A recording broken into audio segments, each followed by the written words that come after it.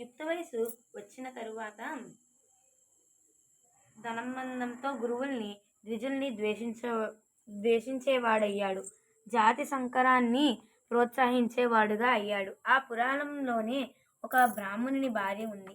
తుమ్మెదల వల నల్లనైన ముంగురులతో, నిండు చందమామ వంటి ముఖముతో, చిగురాకు వంటి పెదవులతో, చిలుక పలుకుల వంటి పలుకులతో, చేప కండ్ల వంటి కన్నులతో, లేత చిగురాకుల వంటి పాదాలతో, అరటి కంబలాంటి తొడలతో, సన్నని నడుము కలిగి సౌందర్యంతో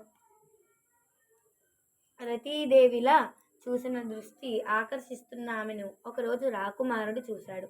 ఆమె అందానికి ఆశ్చర్యపోయాడు. ఆమె పొందుకోరాడు. ఆమెను సమీపించి తన కోరిక చెప్పాడు.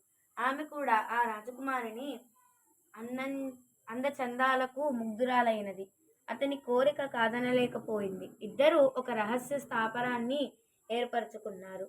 ఆ బ్రాహ్మణ స్త్రీ రాత్రివేళ తన భర్త నిద్రపోయిన తరువాత రాజగృహానికి పోయి రాకుమారునితో